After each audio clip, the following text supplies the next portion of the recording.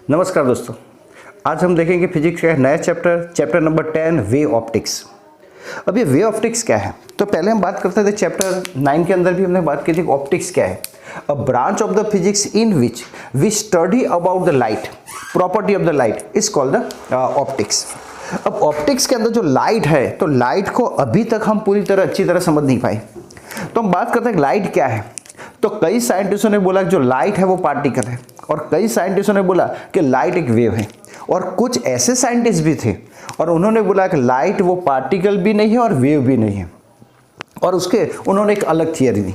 तो पहले इस चैप्टर को हम समझने के लिए न्यूटन ने 1675 के अंदर एक थियरम दी जिसको बोलते हैं कॉर्पस्कुलर थियरम। एक कॉर्पस्कुलर थियरम क्या है, तो न्यूटन ने बताया कि लाइट जो है वो पार्टिकल नहीं है, पर छोटे छोटे पार्टिकल से बनी हुई एक चीज है, एक इलेक्ट्रोमैग्नेटिक वेव्स। बाद में नंबर आया, पर लाइट है क्या, तो न्यूटन ने बोला कि light consist of the tiny particles called the कॉर्पिकल्स।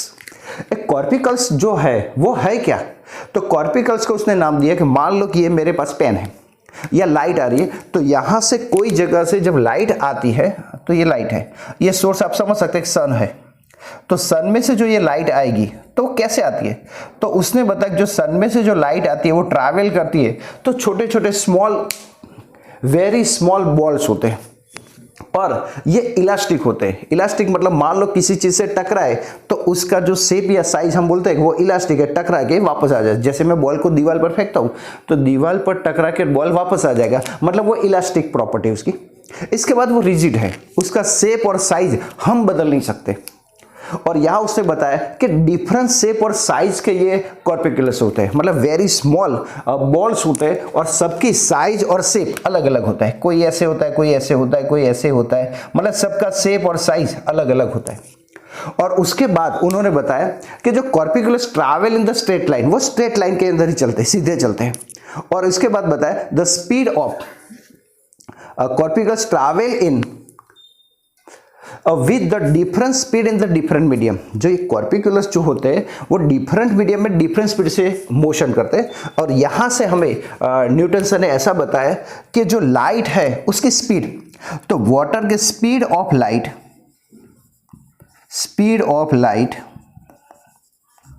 In water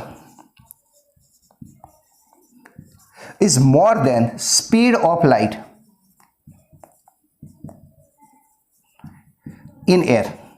मतलब वाटर के अंदर लाइट की स्पीड ज्यादा है और एयर के अंदर कम है, तो ये भी न्यूटन ने हमें बताया। और भी कुछ बात, different colour due to the different size of the corpuscles. अब यहाँ हमें अलग अलग कलर दिखाई देते हैं, तो क्यों दिखाई देते हैं, तो यहाँ न्यूटन ने हमें बताया जो कॉर्पिकुलर्स होते हैं वो अलग अलग शेप और साइज के होते हैं, और ये अलग शेप और साइज पर से जब ये लाइट आती है तो हमारी आंख में एंटर होती है, और हमारी आंख के अंदर एक, हम बोलते हैं कि हमारी आंख के अंदर एक सेंसिटिविटी प्रोड्यूस होती है, और जो ब्रेन में जाती है और ब्रेन एनालिसिस करता है कि कौन सा कलर है, ये क्या कलर है, क्या चीज़ है, वो ब्रेन एनालिसिस करके हमें देता है। तो यहाँ न्यूटन ने यही बात बताई।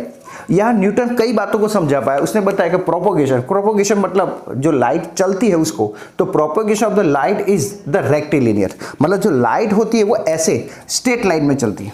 This property of the light is called the rectilinear. और यहाँ उसने बताया कि रिफ्लेक्शन एंड रिफ्रैक्शन। तो यहाँ न्यूटन ने बताया कि यहाँ मैं कोई पॉलिश सरफेस लेता हूँ, आप देख सकते हैं यहाँ पर, और ये कॉर्पिकुलस ऐसे होते हैं, तो ये कॉर्पिकुलस ऐसे इंसिडेंट हो गए स्मॉल पार्टिकल कोई सरफेस पर, तो इस पॉलिश सरफेस पे ये वापस आता है और रिफ्लेक्शन होता है, और फिर इसी दूसरे डायरेक्शन में चले जाते हैं ऐसे।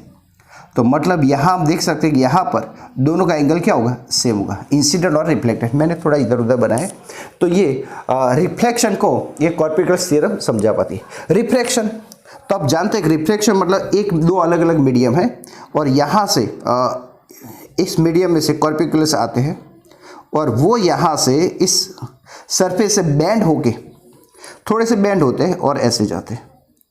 तो रिफ्लेक्शन और रिफ्रैक्शन दोनों बातें न्यूटन ने की एक कॉर्पस्कुलस थ्योरम समझा पाती, पर न्यूटन की जो ये थियरी है कुछ बातें नहीं समझा पाती, और वो कौन सी है, तो एक पहली है कि यहां हम ऐसा कह सकते हैं कि this theory can not explain first the interference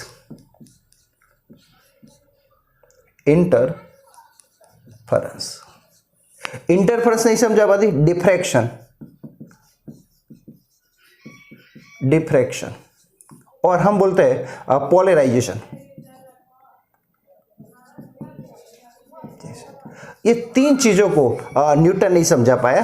तो पहली क्या, इंटरफेरेंस मतलब क्या, तो इंटरफेरेंस मतलब ऐसे बोलते हैं कि यहां से कोई दो वेव्स जाते हो, तो दो वेव मिलते हैं, तो हम ऐसा भी कह सकते हैं कि मान लो यहां पर दो वेव्स है और यहां एक स्क्रीन हमने रखी है और यहां से ये लाइट यहां इंसिडेंट होगी, तो दो अलग अलग, मान लो कि रेड कलर की और एक ब्लू कलर की, तो यहां एक स्पेक्ट्रम, एक डिजाइन बनेगी, तो हम उसको बोलते हैं डिफ्रैक्ट, इंटरफेरेंस। हम इसी चैप्टर में पढ़ेंगे इंटरफेरेंस क्या है। तो combination of the two waves to light, तो ये इंटरफेरेंस कैसे होता है वो न्यूटन नहीं समझा पाए। डिफ्रैक्शन क्या है, तो कोई ऑब्स्टेक हम रखे और ऑब्स्टेक से लाइट डाइवर्ट हो जाती है और ये लाइट फैल जाती है, तो वो चीज भी डिफ्रैक्शन कहते हैं, वो भी न्यूटन समझा पाया नहीं। इसका मतलब हम थोड़ा डिटेल में समझेंगे। और यहाँ पोलराइजेशन क्या है, तो पोलराइजेशन मतलब ऐसा है कि मान लो कि आपने एक ग्लास रखा है और सामने लाइट है, तो लाइट यहाँ से आ रही है, तो मैं ऐसा समझ सकता हूँ कि यहाँ के एक लाइट का सोर्स है। अब ऐसा समझो कि लाइट का सोर्स है और ये लाइट का सोर्स जब मैं किसी ऑब्जेक्ट पर इंसिडेंट करता हूँ, तो यहाँ मैंने एक ऑब्जेक्ट लिखा है, इसको टर्बुलेंट बोलेंगे, क्या है वो बाद में हम समझेंगे। तो इसके पर इंसिडेंट करूँ तो ये लाइट यहाँ से हमें दिखाई देती है, हमारी आँख यहाँ है, पर जब मैं इसकी थोड़ा सा बेंड कर दूं, तो अब यह कह सकते हैं कि ये लाइट का सोर्स है, बल्ब ऐसा कुछ समझो कि आप लाइट का सोर्स समझो, और यहाँ पर ये लाइट ऐसे आएगी, पर मैं इसको थोड़ा सा बेंड कर देता हूँ, थोड़ा इसका एंगल चेंज कर देता हूँ, तो मुझे फिर ये लाइट यहाँ से दिखाई देगी नहीं, तो इसको बोलते हैं पोलराइजेशन। तो न्यूटन ये बात भी समझा नहीं पाया था। न्यूटन ने कहा था कि वाटर के अंदर लाइट की स्पीड ज़्यादा है और एयर में कम है, ये भी बात गलत थी। बाद में बाय एक्सपेरिमेंट मालूम पड़ा कि एयर के अंदर लाइट की स्पीड ज़्यादा है, वाटर में कम है, तो ये भी ये थियरी समझा पाई नहीं थी। तो यहाँ न्यूटन ने कुछ बातें रिफ्लेक्शन एक नई बातें कुछ समझाई, पर कुछ बातें उसकी भी गलत थी। तो यहाँ ये हमारी कॉर्पोलेट्स थ्योरम कहती है। और इसी बात को थोड़ा आगे बढ़ाते हुए एक नया साइंटिस्ट आया और जिसका नाम